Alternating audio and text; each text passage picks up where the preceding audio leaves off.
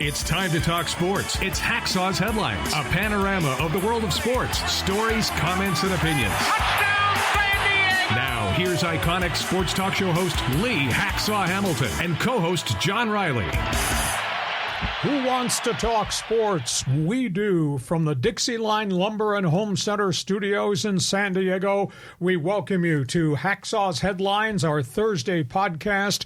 Good afternoon, everyone. This is Lee Hacksaw Hamilton, along with my co-host, the venerable John Riley. We are ready to talk sports with you over the next hour plus. We hope you'll join us on the live stream. Hope you'll participate with something special we do right at the end called Fans Forum. Our podcast is brought to you by DIXIELINE Lumber and Home Centers, 9 stores in San Diego. You've got projects in the house that you want to repair, build on. You got things you want to do out on the patio near the pool. You got things for the office. Think DIXIELINE Lumber and Home Center stores. 9 locations to serve you. And by North County Eye Center of Poway and Escondido, we will all need help with our eyes sometime down road. When that time arrives, from something minor like vision test, to glasses, to contacts, to surgical procedures, we want you to consider North County Eye Center, Poway and Escondido.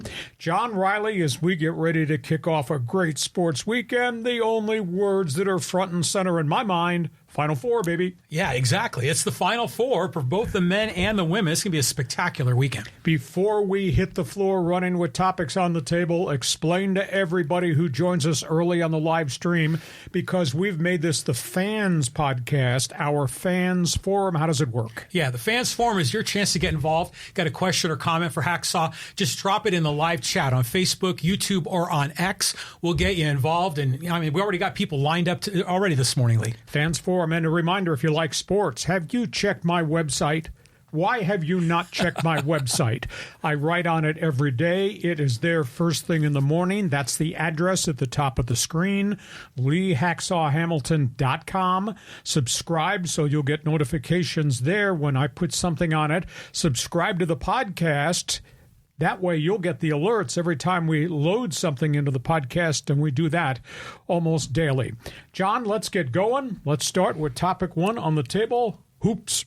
The Final Four. Look at these two guys here, Zach Edey and Klingon. I mean, well, we got 4 teams left in the upset-marred NCAA tournament with the spotlight in Phoenix at this hour.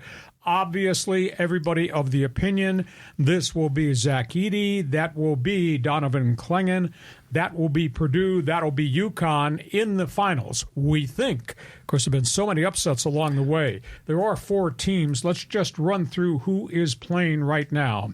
You got UConn 34-3. They've won 24 of their last 25 games since late December. Donovan Klingon, big, mobile, a scorer, a defender who doesn't get in foul trouble. He's much more active than most people realize. But their team is based on 3 unbelievable guards.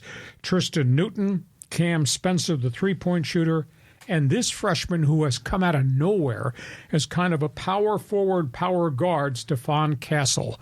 That's what makes UConn tick. Purdue's got Zach Edey. He can take over games. I guarantee you before you're done, he's going to foul out all your big men in the lineup. He's unique. He's not as mobile as Klingham, but he's got such a huge reach at 7'3". He just changes all types of shots around the rim, and he stays out of foul trouble, which is kind of fascinating because people go after him. They need three-point shooters to step up, and they've got three-point shooters at Purdue. They didn't show up the last game, but they've showed up a lot this season. Fletch Lawyer, Braden Smith, Lance Jones, they got to score. This is going to be fascinating if it is Purdue and UConn in the finals. But that being said, you got North Carolina State in the way. They have won 9 in a row ever since they won 5 in 5 nights in the ACC championship. And I'll tell you, they got big boys. And big boys at this point means they got 15 fouls to use, and that's going to be fascinating to see what happens with DJ Burns, Mo Diarra, Middlebrooks. Will they collapse on the bigs that they're going to play in the semifinals or in the championship game? And then there's Alabama. What a coaching job done by Nate Oates. This was supposed to be a rebuild season because he lost his big scorer last year, Brooke Miller, who wound up going to the NBA and is playing really well. They can beat you anyway. You want to play slow down? You want to play half court? They'll score 69 points and beat you. You want to go up and down the floor? They've scored 109 in games this season. They'll beat you. Mark Sears, one of the best guards in the country. That's a big-time scorer. Nick Pringle, the other big man, plays above the rim defensively, does all the dirty work. And then the guy that nobody expected has just had an unbelievable month of March, Grant Nelson. He is a real grinder in terms of going to the baskets on drives, hitting three-point shots, getting fouled, making free throws, coming up with turnovers. This is a really deep, very different Alabama team in what was supposed to be a rebuild year.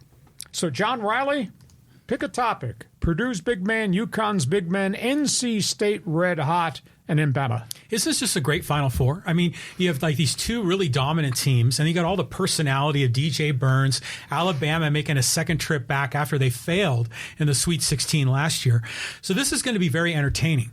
The thing that you mentioned, a lot of those guards for Purdue, they're the ones that I forget about because all focus is on Zach Edey. But those little guards out there, they are just shooting three-pointers at really high percentage rates. And they are just hard-nosed defenders. Oh, and yeah. Take it to the hole, and if I get whacked on the way to the basket, I'll still get the shot off it. I'm very impressed with the depth that Matt Painter has on that team. But UConn's got depth, too. Their guards are damn good. Yeah, they are. But, you know, I have a pet peeve about Purdue, and it's their uniform design. Do you ever notice that the number is, like, really high on the back?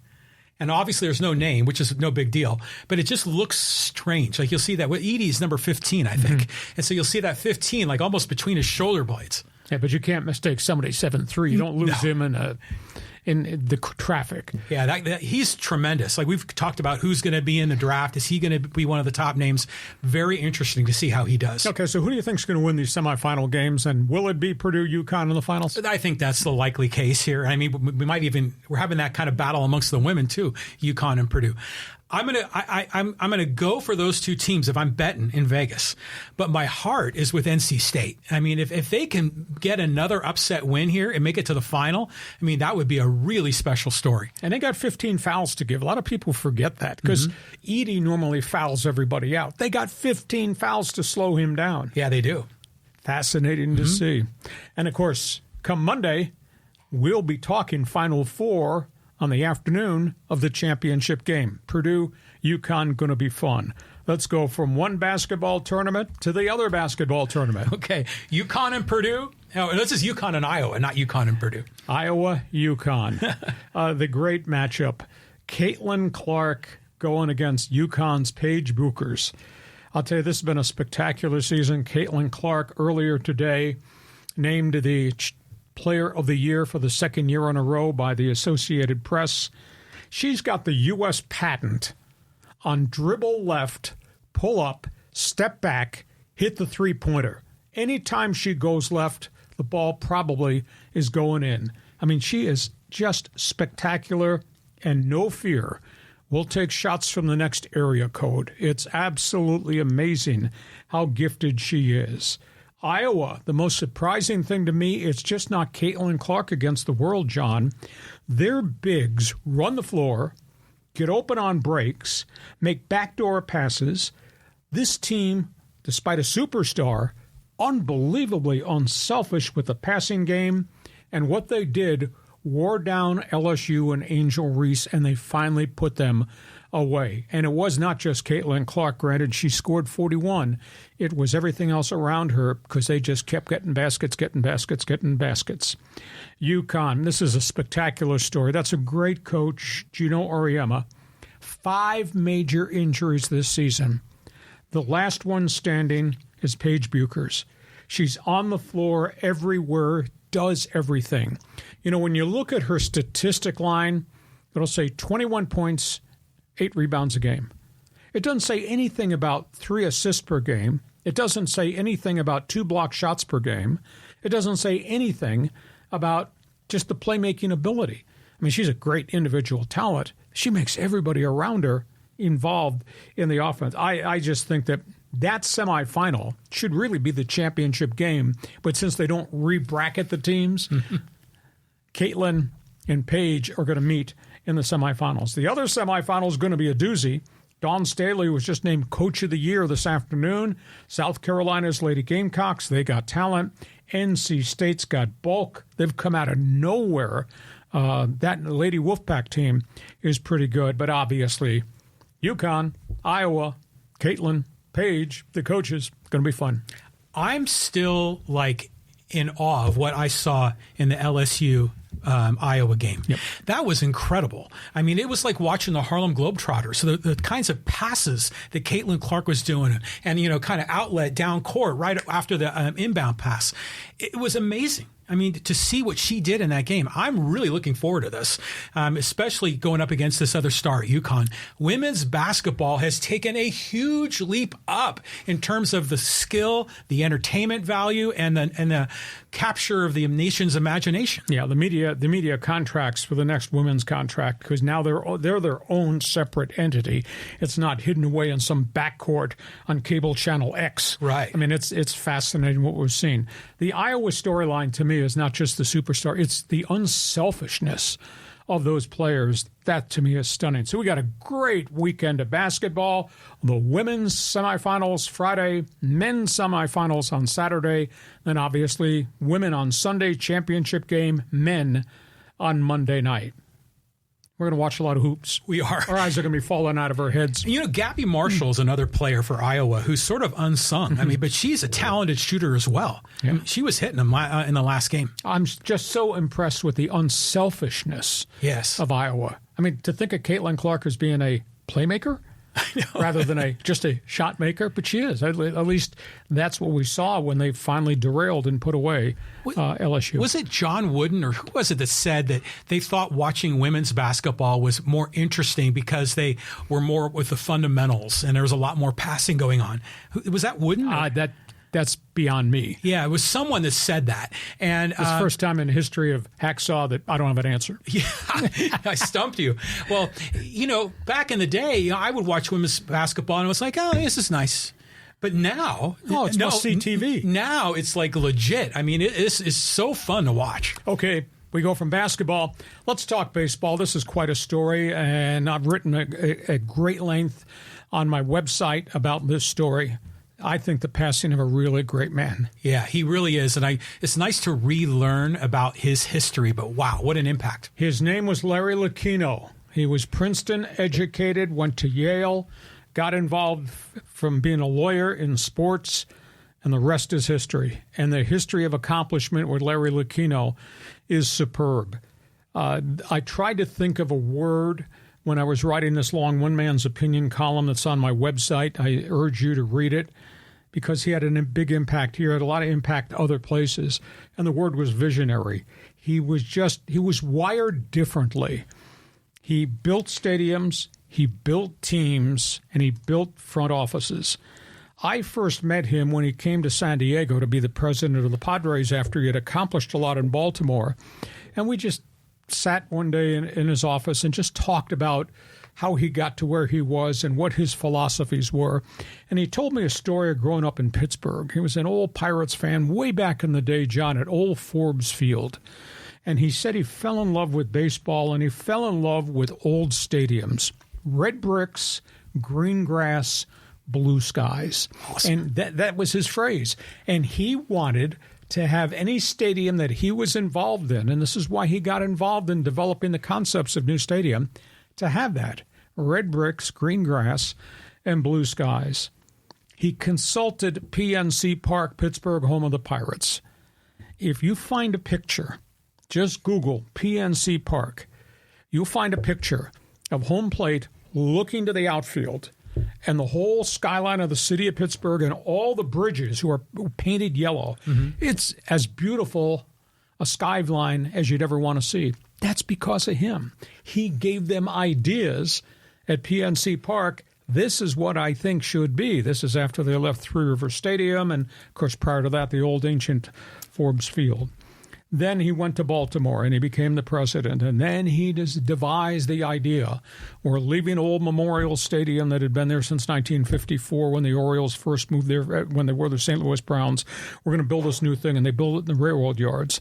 And he devised the exact same thing, skyline and a cornerstone. The Baltimore and Ohio Railroad Facility factories were right there. He left the B&O building there. That's the big brick thing that's in right field at Camden Yards. He built that, and that became the most beautiful ballpark in America. Then he came here, San Diego, and he, on his will, with John Moore's money and Lucchino's smarts, came up with the concept, Petco Park, downtown, renovate the Gaslamp Quarter. And what did he do? Old Western Metals building, empty and vacant, left field. That would be a cornerstone of what we're going to do at Petco Park.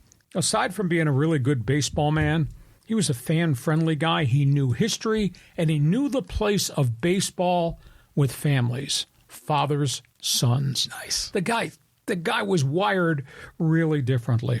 As an executive, I want you to be my general manager.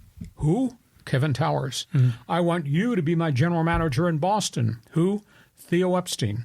End result, Padres go to 2 World Series in the Kevin Towers era. Theo Epstein, they ended the curse of the Bambino. They won 3 rings in Boston. And you know what he accomplished here in town? He used Moore's money and Lucchino's brilliance. They bought up all the properties that were vacant warehouses in the East Village, which was a dump. You know, Gaslamp was not Gaslamp then.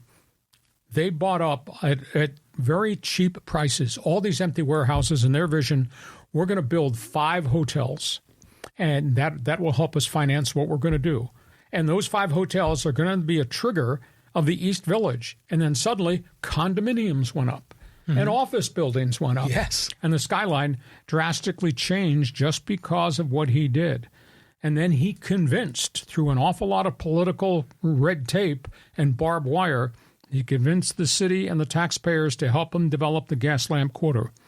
He was at war with the politicians and the people that were against growth for 7 years. A lot of people failed to remember this or never heard of this. There were 23 lawsuits filed to try to block Petco Park. And, of course, in that era, we had such competency and leadership in the mayor's office. Yeah. We had drunks and gamblers and sexual perverts who were acting as our mayors. He fought through all that crap. They won all 23 lawsuits filed by the citizens trying to block anything. Hell, let's just keep the empty warehouses rusting and rotting in the East Village. Who wants a baseball stadium downtown? Finally, he and Moores got lined up with lawyers, and they went to court, and they got a resolution that if John Riley, if you're an obstinate and you're going to stop my efforts with another lawsuit, if you lose that lawsuit, John, you're going to pay damages and you're going to pay all my legal fees. The minute they got that approved, all the litigation stopped. And all the people who prevented or tried to roadblock Petco Park disappeared. He met every doggone challenge there was, and he got it accomplished. He also met with the Chargers. A lot of people don't know this. At the old Jack Murphy Stadium site, which became Qualcomm Stadium, on one side of the stadium were the Chargers football offices. Other side, the Petco Padres business offices. He had a meeting with Alex Spanos in Spanos' Chargers office. This had to go back to the mid-1990s. He said, we are going to go downtown and we're going to build a state-of-the-art stadium. Do you want to come with us and be part of it? And we could co-finance it and we'll work together to get the city to approve it and taxpayer money, etc. Alex Spanos stared him down, Alex sitting in his chair. No, I have no interest in working with you. We have our own plans for a stadium. We're the San Diego Chargers. In essence, I was told from somebody who was there, he threw Lucchino out of the office. Unbelievable. So at the end of the day, Lucchino went down the elevator, walked out of that stadium, got in his car, went to meet with John Moores, and they went downtown, and look at what they accomplished. And Spanos could do it on his own, sat there in that decaying cement structure, continued to walk around with their hands out, build me a stadium, John Riley, pay me, and let me have the operation of the stadium and keep all the profit. It never worked. At the end of the day, we got Petco Park, and the Chargers operated in decay, and everything went downhill from that point on. Then they wound up going to L.A., where they're on the periphery of sports interest, and they don't even have their own stadium. So he did what he set out to do. He ran through every piece of barbed wire there was. He was intense. He was intellectual. He was a fighter. He beat back cancer 3 times before it finally resurfaced and took his life. Time ran out on him. And I thought about this when I was writing my One Man's Opinion column. Time ran out because the last thing he never got to accomplish, and a bunch of baseball people echoed the same thing because I've asked him, should have been baseball commissioner. That's the last thing that would have been in his career. He was so smart as a businessman, so smart about the history of sports, and obviously so smart about what sports needed in terms of venues. Next stop, his widow, Cooperstown, Baseball Hall of Fame. For sure. As a contributor. Yeah. I just think he's one of the most remarkable people I ever met. He wasn't easy to be around. Sidebar story, Hacksaw on the old Extra 690. We do our talk shows down at the stadium a lot. Mm-hmm.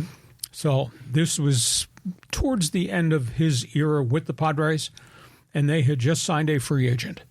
And they had just signed Fernando Valenzuela, which to me seemed like a stunt.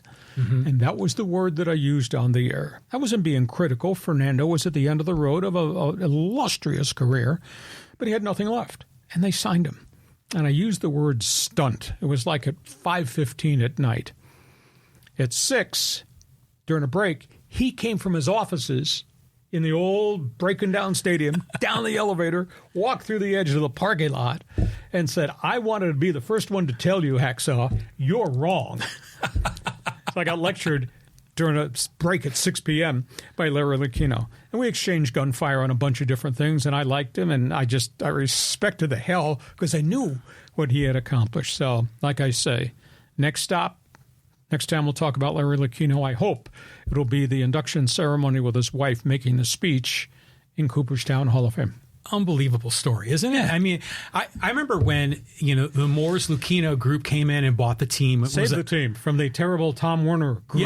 Yeah, with the Roseanne Barr grabbing her crotch during the national anthem, that Tom Werner group. So what was that, like 94 maybe, when they purchased it? And I was like, some guy from Baltimore, and okay, they built a stadium there. You got an East Coast guy in San Diego. I was kind of skeptical, okay?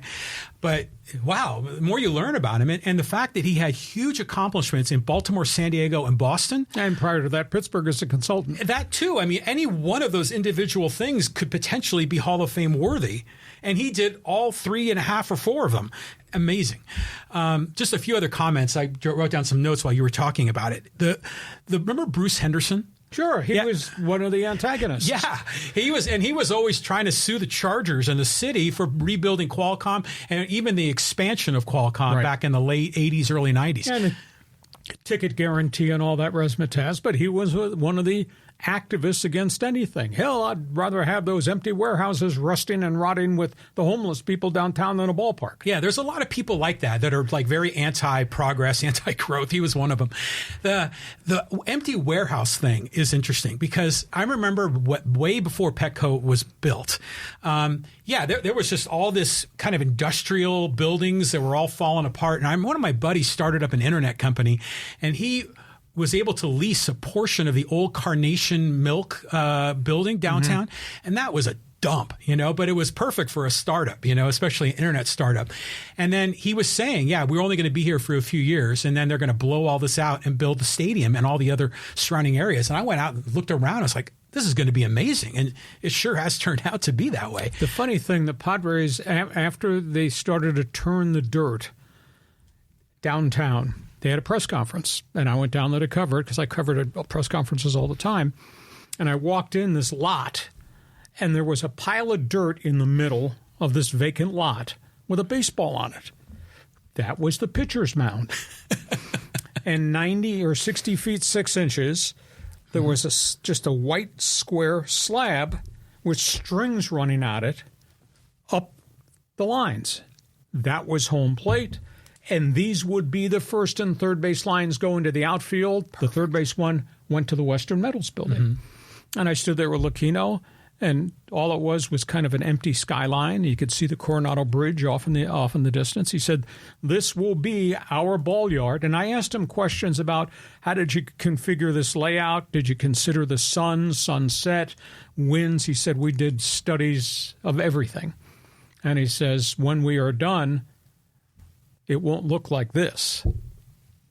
Hill of dirt, one baseball on it, a white slab, string. And you stand at home plate right now, see the beauty of everything. You see the skyline, see the hotels, see the condos, see the office buildings. It's phenomenal. The man was a visionary." He was. I mean, I remember even when I came to when I was at college in the early 80s, downtown San Diego was just a dump. I mean, it was like, peep show places and trash and homelessness. It was really bad. And they built Horton Plaza and had that shopping mall, which made a big difference. But what Lucchino did was just like 20 times bigger than what Horton Plaza represented. So incredible transformation of our whole downtown, and Lucchino, a huge part of it. The other part I want to comment is, I think, maybe correct me if I'm wrong, is Petco Park the last taxpayer-subsidized stadium in California? Oh, it has to be, because Angel Stadium is historic and falling down. Chavez Ravine has been renovated by rich owners along the way. San Francisco, AT&T Ballpark, now that goes back decades prior to Petco Park. And Oakland Coliseum is Oakland Coliseum. But then you add in the arenas and the football stadiums. I mean, because, SoFi Field or Stadium, and that was privately financed by Conkey. Exactly. So I like that. I like the fact that private interests are going to fund them. But I think the days of taxpayer-funded stadiums, maybe even nationwide, might be behind us. Well, but sometimes now we're going through processes of we need to renovate and upgrade. And we'll do it with a sales tax, and that stuff gets voted on in different communities. Sometimes it passes, sometimes it fails. So that's where we are there. Unbelievable storyline. If you've got opinions on Final Four, March Madness, if you've got memories of what that man meant, Larry Lucchino, feel free. I posed a mini poll question on my Twitter account, Hacksaw 1090 today. Which owner made the biggest impact on Padre baseball? Was it Ray Kroc saving the team from going to Washington, D.C.? Was it Larry Kino, John Moores, and their vision after they bought the mess from Tom Werner in the terrible 15? Or was it Peter Seidler's attempt to get us into the World Series? And it's interesting. Lucchino is running third in the mini poll. Because the emotional vote for Seidler, and everybody remembers that there had not been Ray Kroc out of Chicago, the hamburger magnate, showing up. Padres would have been in Washington, D.C. that season. So it's kind of interesting that not as many people as I would have thought would have enveloped their arms around that man. Well, Ray Kroc legitimately saved the Padres in San Diego in the 70s. Remember, he got on the PA and was like razzing the players and talking down, apologizing to fans. It was the first home game they played under Ray Kroc. Yeah, unbelievable. But Lucchino was so much different, and in my opinion, so much better because of the innovation, the vision, and he built a stadium. The other two didn't. And then the whole reimagination of downtown and the Gaslamp Quarter. That's all, or mostly all, on Lucchino. So, in my opinion, he's number one on that poll. Cooperstown, baby. You're a baseball fan. Join us in Fans Forum. Give us an opinion. One other topic here on the table. Let's just make a couple of quick comments of what's going on in San Diego, John. Yeah, the Padres. What do you think of the start so far, Lee? Hot and cold, good and bad, but I think they've answered some questions. They've turned the corner. Yu Darvish was just dazzling in his last start. Joe Musgrove making some structural changes in pitch selection. He was dominant against St. Louis. If those guys stay healthy, I think we've solidified 1 and 2 in the rotation. I think they've answered questions. The next question, they're going to have to figure out mechanically what's going on with Dylan Cease, because when he pitched in spring training, he was all over the place. His first start, walks, lots of pitches, had to come out of the game. And they're going to have to work on Michael King, the kid that came from the Yankees. As hard as he throws a lot of pitches. He's walked a pile of batters, walked 7 in one game like it's a second coming of Blake Snell, and he's given up home runs. So there's some refinement there. but it looks like their top 4 are pretty much locked in. I was surprised this week that final roster cuts and the designation of players in the minor leagues. El Paso is opening the Pacific Coast League. Adrian Morion is at the front of the rotation. Randy Vasquez, who came from the Yankees, is number 2, and the young prospect Jeremy Estrada is number 3. They're all at AAA El Paso. At San Antonio, I was really surprised. Woo-Suk Go, the Korean relief ace, is in AA, not AAA, obviously not on the Major League roster. So there may be a lot of work to do with him. Rob Snelling, who's the hottest young pitcher in the farm systems at San Antonio, and the young outfielder Jacob Marcy is starting the season there. And then in Class A, I was really surprised at Fort Wayne. They sent Ethan Salas back to A. Last year he got as high as AA, then he had a knee injury. So maybe they're going to slow the growth process, not force feed him as much, but he's part with a whole bunch of young pitchers at Fort Wayne in Class A. And John Riley says, I share your opinion that they are solving some problems. But it was interesting that Michael King was interviewed after the game, and he's a young kid, and he was very transparent. Yeah. And he was even sharing that, he was struggling mentally, with his mechanics and all this junk going on in his head, and that affected the way he pitched. So hopefully he settles down. Dylan Cease last year walked a lot more than he had done in previous years. So hopefully Ruben Niebla can fix that. The problem with the Padres, though, is they're still feast and famine. They'll score 12 runs in one game and then 2 in the next game. Yeah, their batting average with runners in scoring positions kind of negligible outside of the 2 blowout games they've had. Right. I mean, and those blowout games were wonderful, but God, can't you just even it out and make it consistent? So that's where we are with the Padres. That's where we are with the minor leaguers. As we go, one more baseball topic on the table, and this is pretty controversial, and this is pretty juicy. Yeah, Oakland A's, where are they heading to, Lee? The Oakland A's met on Tuesday with the city of Oakland, Alameda County, and the Coliseum officials. They offered the Athletics a 5-year extension to opt out after 3 years, to stay at the Coliseum, keep their TV contract in place, and just try to finish out their stay. But they asked for a ton of money. They wanted a total of $97 million in rent. And the Athletics, who met with them, said absolutely not. But the A's then had to face the reality. The city came back to them and said, you breached the Howard Terminal deal that we had gotten financing for. You owe us damages for walking out on that deal at the last minute to go to Vegas. There might be litigation coming from the city of Oakland over what happened at Howard Terminal. That's why the fee was $97 million. The Athletics offered them $17 million each of the first 2 years, with an option to leave after the 3rd year. And Oakland said, no, we have all these damages.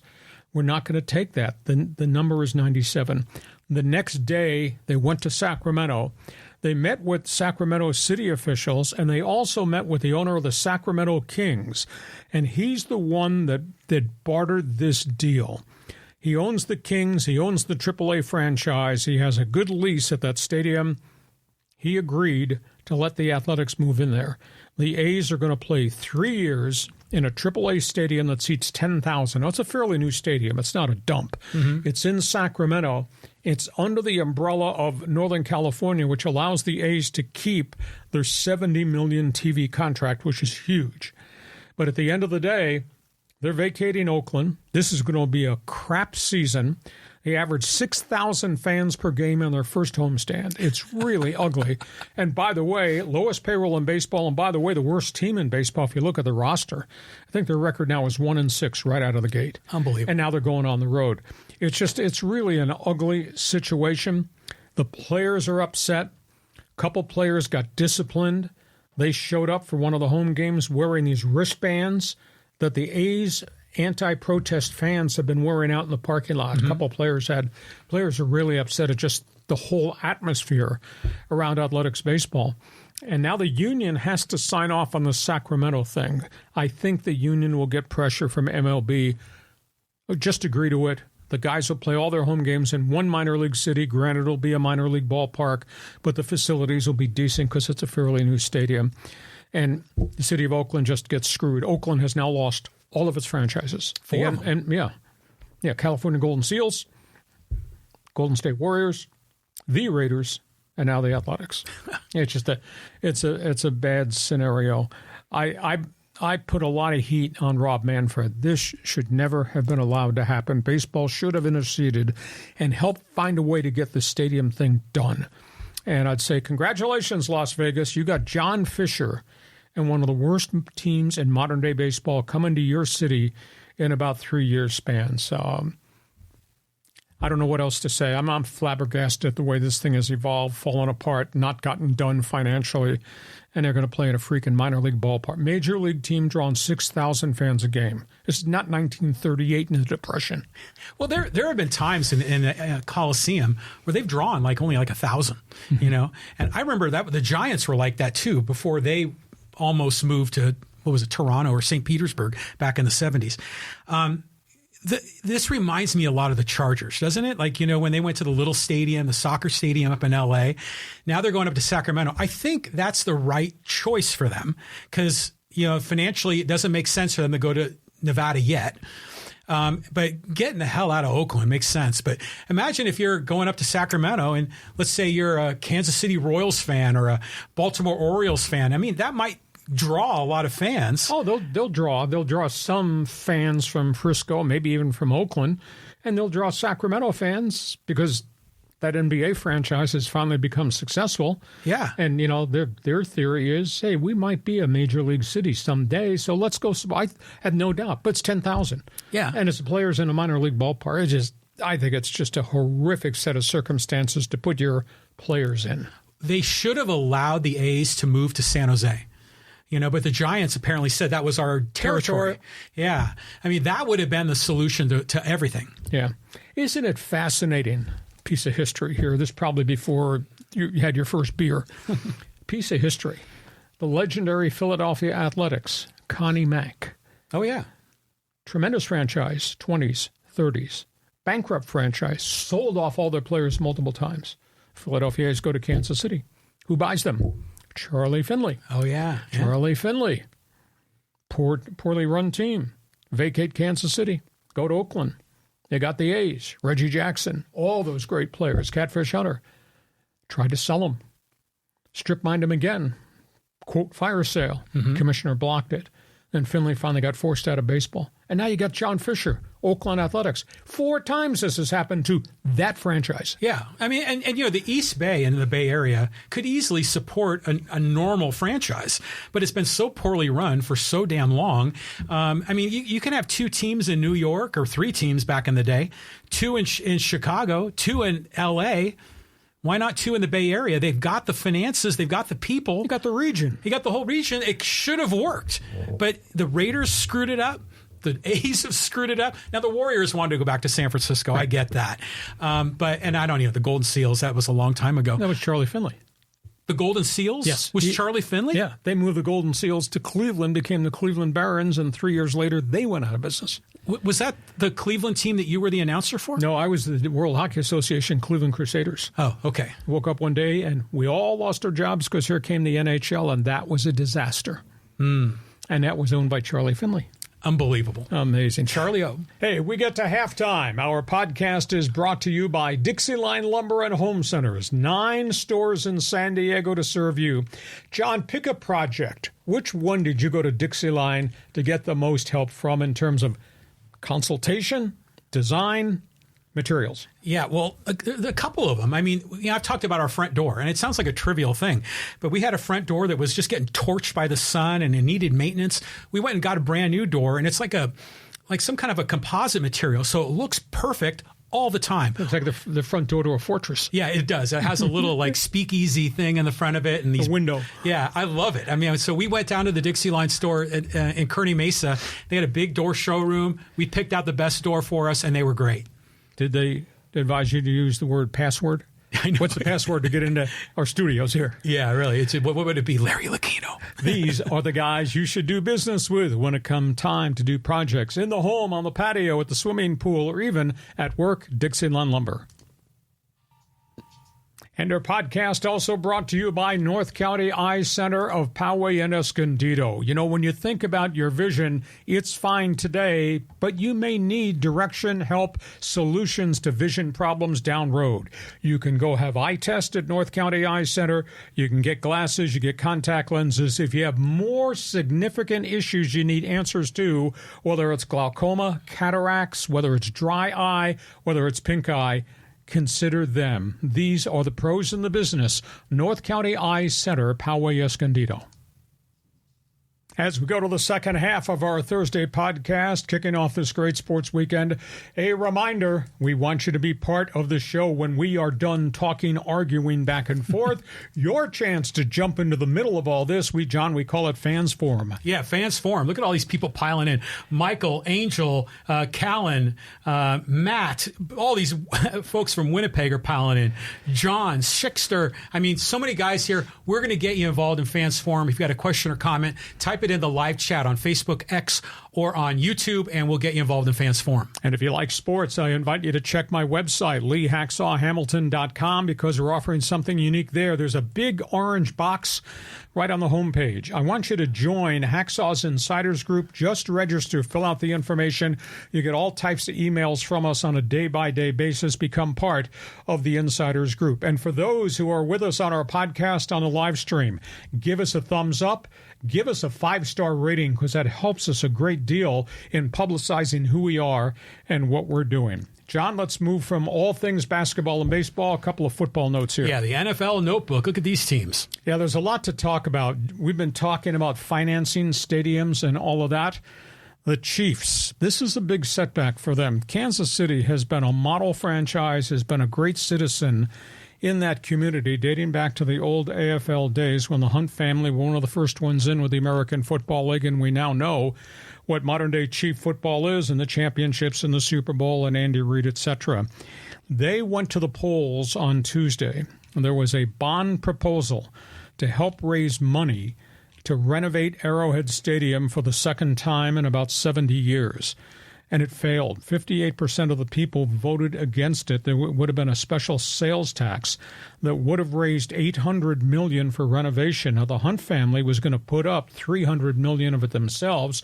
They wanted $500 million more from the community, and the community said no. So the Chiefs are kind of taking a step back, trying to determine how are we going to do this financially to renovate this thing, because they did $250 million renovation probably 20 years ago, and a lot of that money came through a sales tax, and they asked for continuation of the tax, and it's been turned down.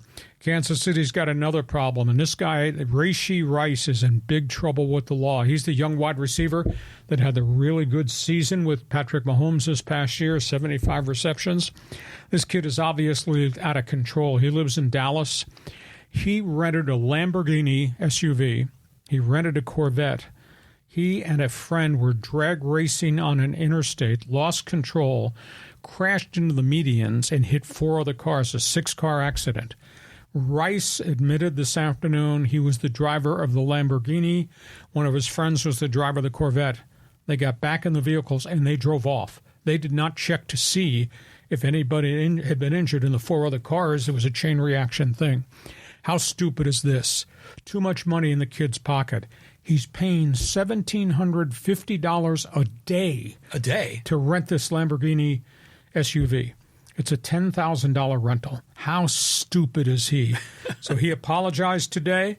He says, I will take full responsibility. Dude is going to get suspended by the NFL because leaving the scene of an accident is real serious. Had there been a death, it would have been a felony. How stupid is Rashee Rice? Buffalo Bills, this was a shocker. But I'll tell you, I guess if you connected the dots, Buffalo traded Stephon Diggs, the big play wide receiver. He went to the Houston Texans, who are building a massive offensive football team. He went there for a second-round draft pick. I think at the end of the day, Buffalo just got tired of the act, tired of the junk, tired of the social media post, tired of, quote, his unhappiness with that quarterback Josh Allen, that head coach, or the changing offensive coordinators, tired of the playbook. Buffalo woke up and said, enough. How bad do they want to get him out of there? They're taking a $31 million cap hit this season. Wow. To get Stephon Diggs out of there. Houston got themselves a great player. He's going to go play for a pretty good coach. D'Amico Ryans, who's a pretty tough guy. You know, they've added top pass rusher from Minnesota, Daniel Hunter. Mm-hmm. They added Bengals big-time running back Joe Mixon. Now they add Stephon Diggs, and they're all going to go to the meeting room with quarterback C.J. Stroud. That sounds too bad. That's a hell of a job of rebuilding. This is a really ugly story in Detroit with the Lions. Cam Shelton, a cornerback, disappeared for 2 weeks. He was, quote, a fugitive at large. There was an arrest warrant out for him. They couldn't find him. He had been in the Lions facility. He was facing a charge of domestic abuse with a girlfriend and strangulation. That's pretty serious stuff. He disappeared for 2 weeks. They finally found him in Florida. He turned himself in. The minute he turned himself in, Detroit released him. Tired of bad characters, bad actors. He's got a big problem on his hands. And this story just broke this afternoon. Michael Bidwell, the Arizona Cardinals owner, is being sued big time. As we have talked about in the past, you talk about a dysfunctional organization. You know, they fired 6 vice presidents during the season, and right at the end of the season, virtually every one of their key decision makers gone. One of the guys that he let go last season was a senior vice president by the name of Terry McDonough. And as he was going out the door, Bidwell and his PR firm put out a statement that they were terminating McDonough because of lifestyle questions. And in the press release, they put in there domestic abuse, child abuse, adultery, drugs, and alcohol as a reason for terminating him. McDonough filed for arbitration. Any contractual thing that turns into a dispute in the NFL goes to NFL arbitration. Mm-hmm. Midweek, NFL arbitrator said the Cardinals violated the whole damn contract. You owe him $3 million right now. So they owe McDonough $3 million. Today, McDonough and his family filed a massive $10 million defamation lawsuit against Bidwell, his PR firm, and the lawyers who did this, quote, investigative work that they were going to find out about spousal abuse, child abuse, adultery, and all that crap, which McDonough says none of that is true.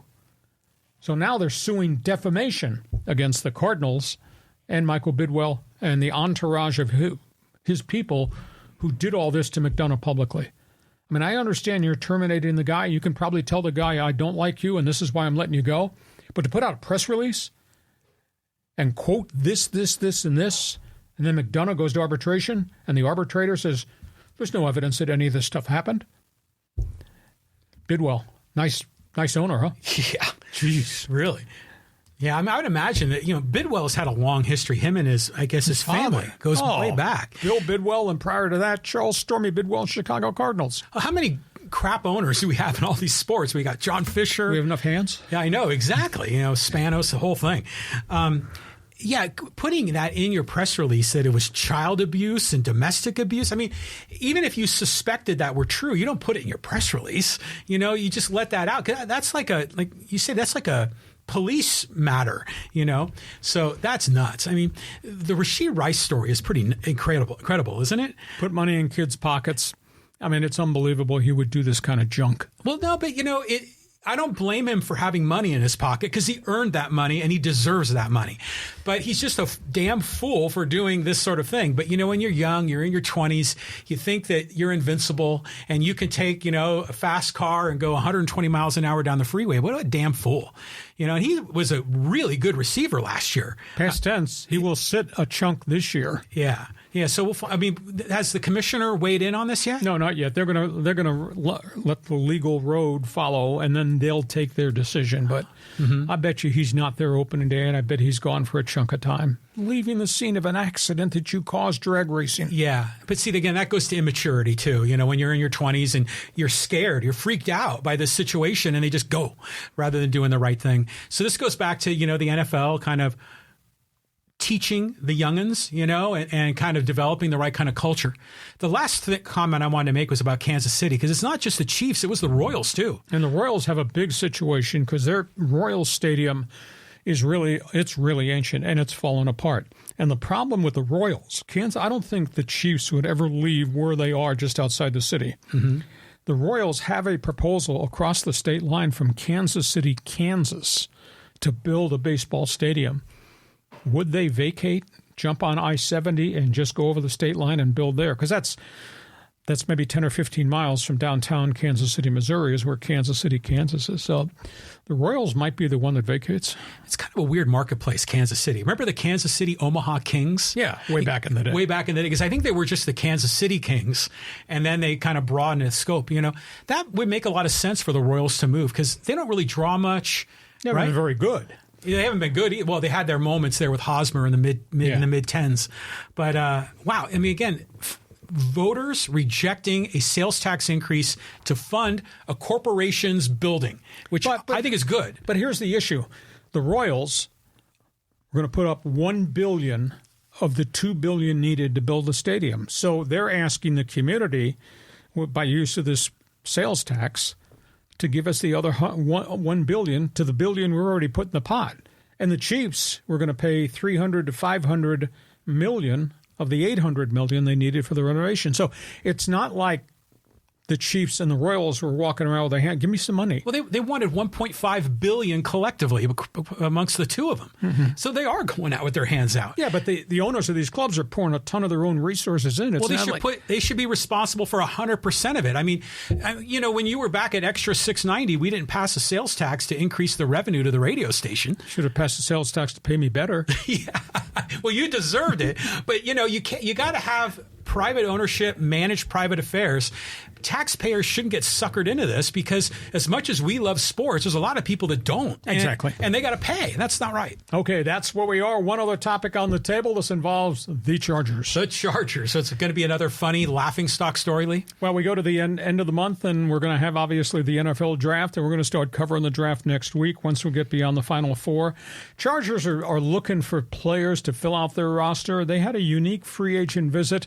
J.K. Dobbins was a really great running back at Ohio State, went to the Baltimore Ravens, did pretty well, then has had two major injuries. He's an unsigned free agent. They brought him in. They've talked to him extensively. He might be the guy that replaces Austin Eckler as the dart and dash, catch the ball out of the backfield running back. You already have the heavy-duty back in Gus Edwards.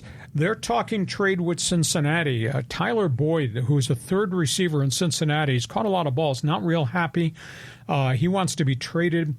The Bengals want a high pick. I think the Chargers offered a third to get him.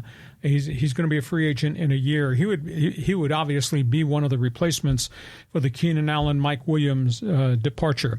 This week, Chargers visited yesterday Malik Neighbors, LSU. Big-time speed guy, terrorist speed guy, 4.32 speed guy. Whoa. And the day before, they interviewed and brought in Marvin Harrison. And they're also scheduling visits with the tackles, Joe Alt, Notre Dame, Orlum Fashanu, Penn State, and a late one, Tao Fuiaga from Oregon State. So everybody's waiting to see what the Chargers are going to do. Are they going to stay at 5 and take the best player they want after the run on quarterbacks? Or would they trade from 5 and maybe go back to 10 or 11 because they could still get maybe some of these players at 10 or 11 and pick up additional picks?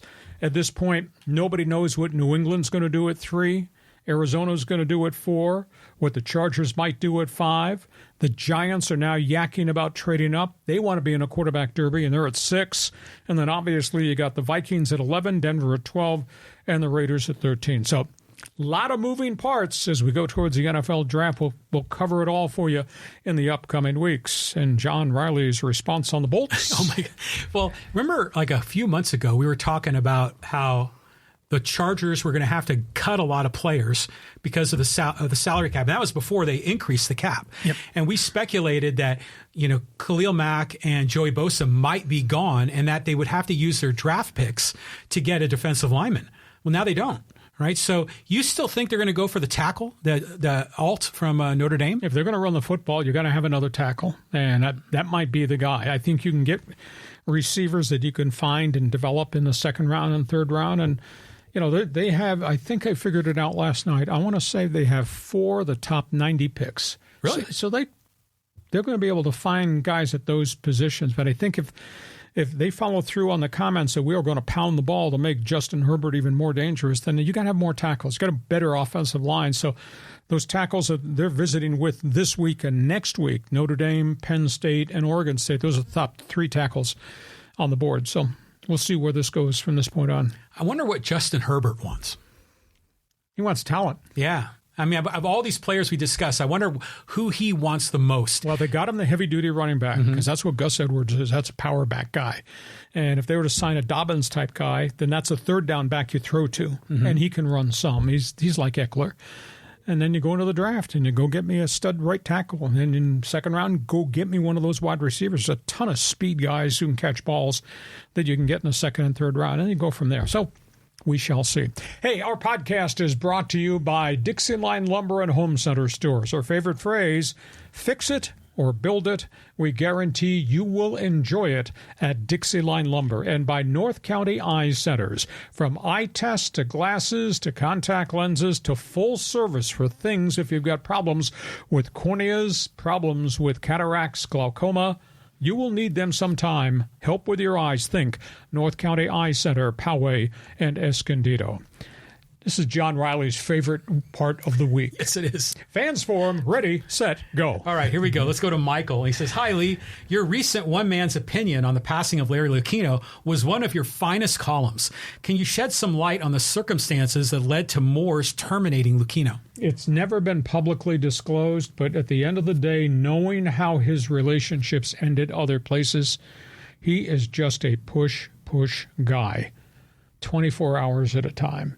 Meetings all hours of the time. Some of his tirades against his own people, pretty damn strong. I just think maybe John Moores got tired of pushback from Lucchino on whatever decisions Moores was making. I heard a fun story from an agent of mine who told me he went to a meeting with Lucchino and Lucchino's baseball people, and I think they were talking contracts, and it was at 2 o'clock in the morning, and there were 21 people in the meeting that Lucchino had called, and only one guy was married. The rest of them were single, and it was all baseball all the time. Yeah. And that's the kind of guy he was. That's the briefest answer I can give you. I just think at the end of the day, Moores and Lucchino, just the pressure points of I want it, why can't I have it? You got to give it to me. Just came to an end. Yeah, that can be grating. Yes. But if you look at the top most successful people in the world, they're usually wired that way. Push the envelope. Yeah, they want to achieve. They have, they want to be aggressive. I mean, it sounds like AJ Preller, having these meetings 24 hours a day. Yeah. I forgot that Moore's fired Lucchino. I mean, there was a parting of the ways. I don't know if he terminated him, but let's just move on. Yeah. And he did great things, and all great people, I think, clash every once in a while. But listen, if you're with us on live stream, please go to my website if you're a baseball fan and just read my column that I wrote. You can find it there about Larry Lucchino, my one man's opinion column. Yeah, we also sent it out to Hacksaw's Insiders Group. So if you haven't signed up there, be sure to do it at LeeHacksawHamilton.com. Okay, let's go here to Fabio, Force Ghost Fabio. Aztec transfer portal. React. Well, I believe DeMonche Johnson is going to leave because he's been here 3 years, has hardly played, and these coaches are with these players all the time, and maybe he can't play at this level, and maybe he goes to a lower Division I school. He'll surface. Maybe it's in a West Coast Conference, Big West, whatever. He's the only one that I know of at this point that's going to leave. Why would you leave a great program? And they're getting paid decent NIL money. That's the only one that I know of right now. We had talked earlier in the week on the Monday podcast about they got 3 veteran players who come back and play one extra year, Lamont Butler being probably the most important. I do think that Reese Waters will come back because he's got to find his game again because he wasn't the same most of this season. I don't know where Micah Parrish is going to wind up. Maybe he goes back to the Midwest. So they may have 3 scholarships to use to go into the transfer portal. And they've got NIL money, and they're really conducting a drive to upgrade the amount of NIL money they have. And just know the fact that Dutcher's got tradition, and Dutcher's got reputation, and Dutcher's got credentials. And if you're in the running to play for Brian Dutcher, you got a chance to go places because the Aztecs have now become a perennial March Madness team. Yeah, it's going to be interesting to see what happens here with those 3 guys. when Reese Waters came here, that everyone's thinking this guy's going to be terrific. He's going to be hitting threes, but it just became a Jaden Ledee team, And I think Reese was sort of backburnered a bit, and then he was cold for part of the year. So next season it could be a magical one for him because I think it gives Dutcher a chance to sort of reinvent the the identity of the team. He started well, tailed off. There was an injury in there or an illness in there. He just never got consistency after that. He had been very consistent at USC. How about Andy Enfield leaving Southern Cal to go to SMU as they go to the Atlantic Coast Conference? Wow, that was a surprise. Yeah, for sure. But I don't think he wanted to be in the Big Ten, making all those road trips. And I mean, I was stunned that he left because they gave him everything he wanted when he came from Florida Gulf Coast. So he kind of set them back. But USC is just in the process at this hour of hiring Arkansas's head coach, and Eric Musselman carries pretty good credentials. Speaking of guys that are pushy. Yeah, exactly. I like Musselman. I think he's great. All right, let's move on here. Let's go to John, and he says, Camden Yards is still the best ballpark to watch a game in. I like Petco. I like Nats Park, but Camden Yards is a blueprint for them all. Well, I think they're all great. Now, I'm biased. I've been in that press box at PNC Pittsburgh. Granted, the Pirates have not been a good franchise for a long period of time, but it's still a really good baseball city. You sit in those seats behind home plate, just Google a picture, PNC Park, Pittsburgh, and look at the skyline and tell me that's not the most beautiful thing you've ever seen as relates to a ballpark interacting with the downtown. Pittsburgh's downtown's cool. The point on Pittsburgh, the fountains, all the bridges across the Three Rivers is so cool.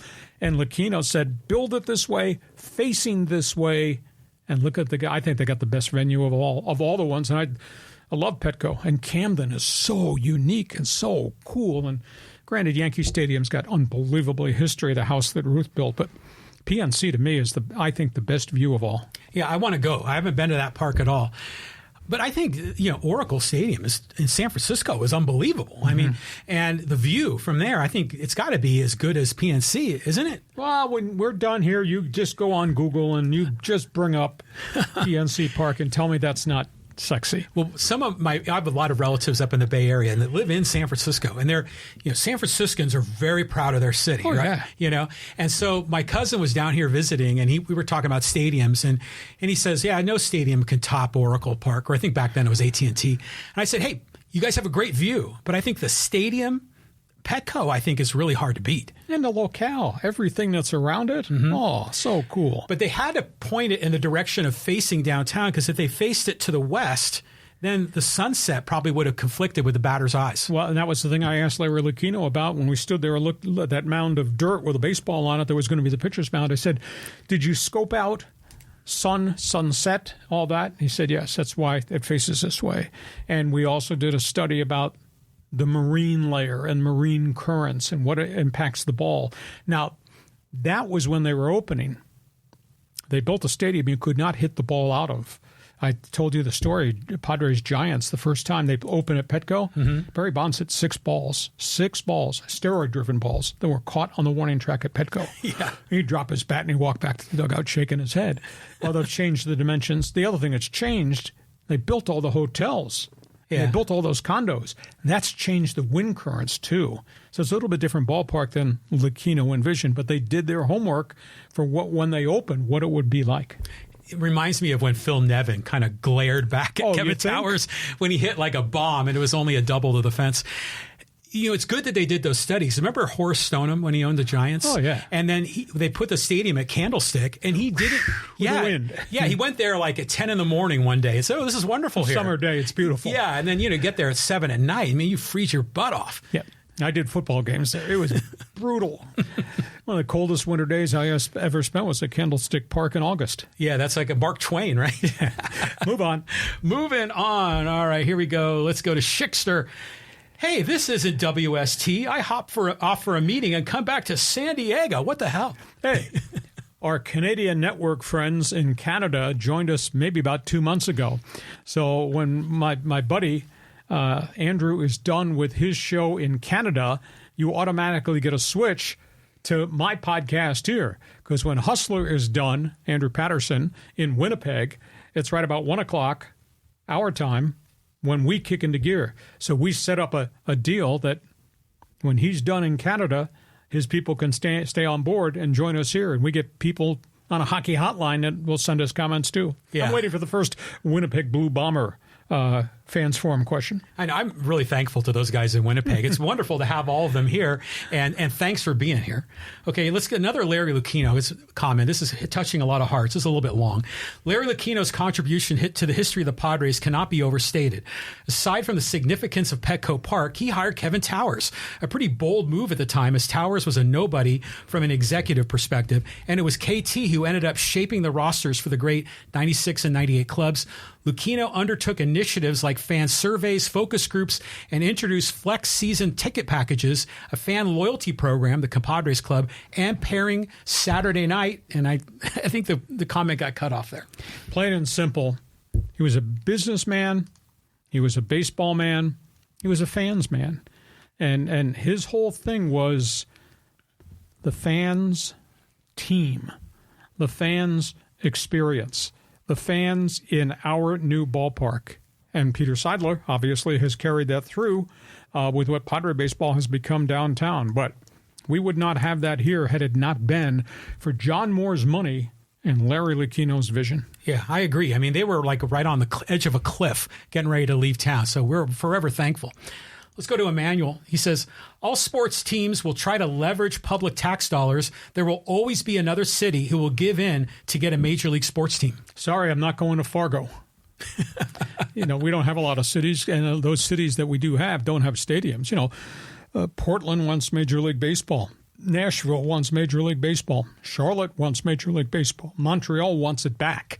You got to have facilities, and how do you fund that? That becomes a big issue. I guess he and I are going to argue about this maybe over a beer. I understand that the city should not pay to give a stadium to a rich man. But if the rich man is going to pour a significant amount of money into the stadium in baseball, then I think you have to help them. That's why the NFL has been so successful. That's one of my beefs with Rob Manfred. Major League Baseball is making tons of money. NFL is making volumes of money.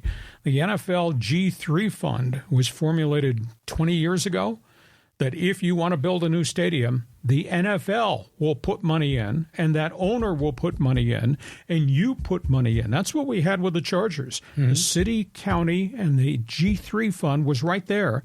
And all Spanos had to do was commit his own $300 million, and he would have had a brand new stadium in a city that he would still probably emotionally still own. And instead he said, no, I want this. I'm Dean Spanos. I own the freaking Chargers. I want this. And forever and ever, there's just been a revolt against him, the person, him, the owner.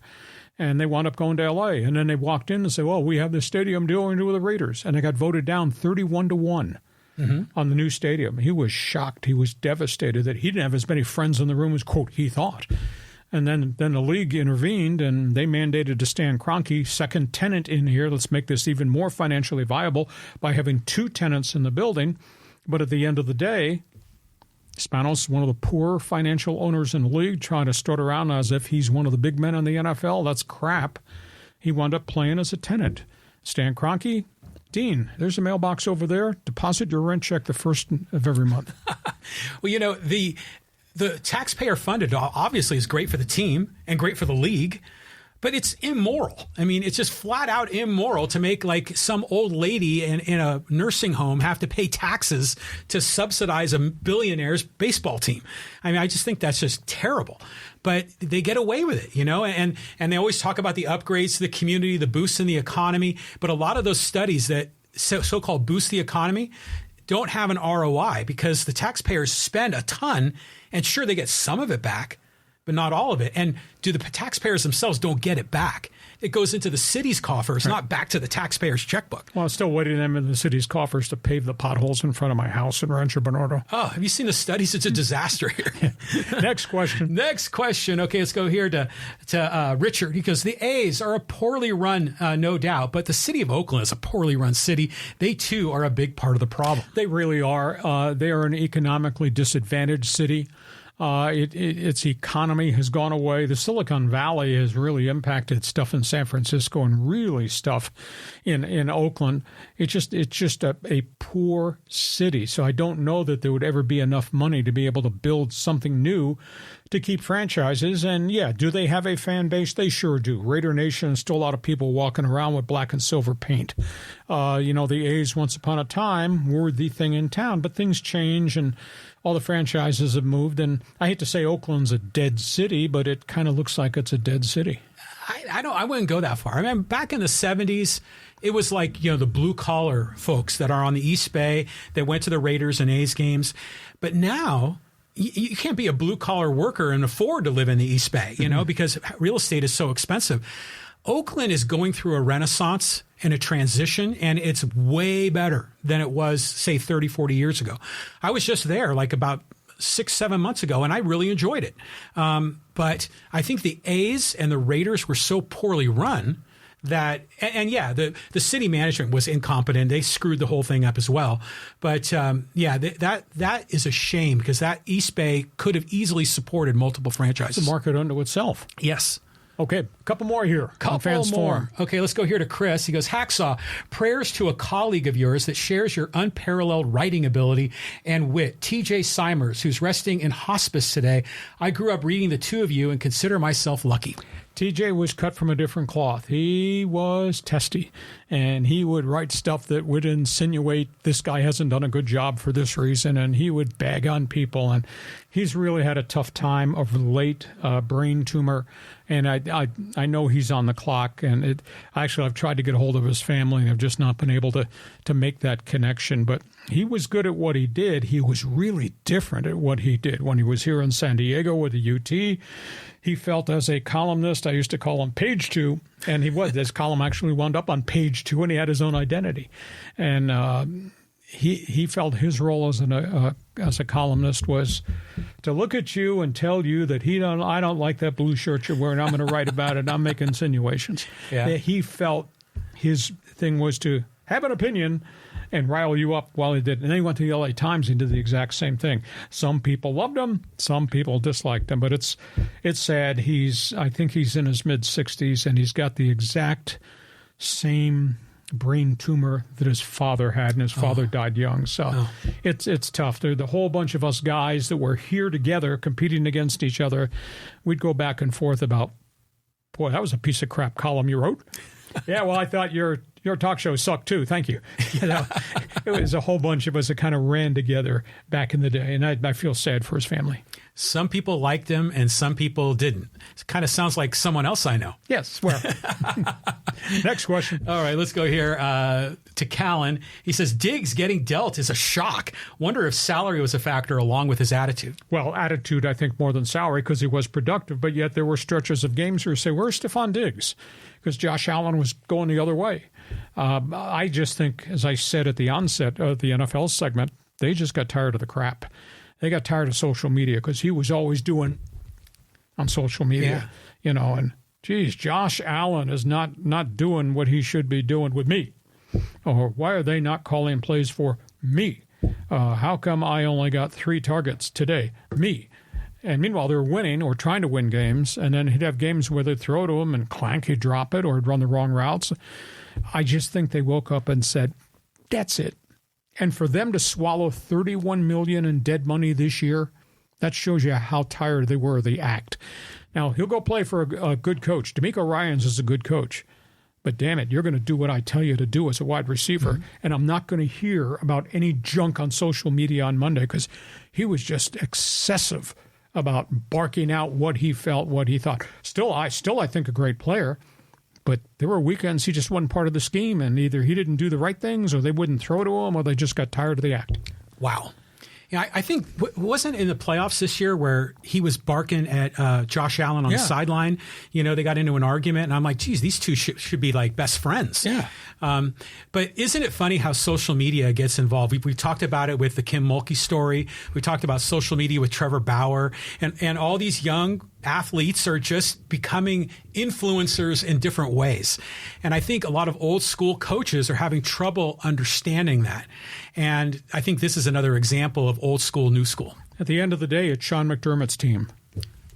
Period, exclamation point. There's no negotiable point to that statement. Mm-hmm. And they got worn out emotionally by just issues. Next topic. Okay.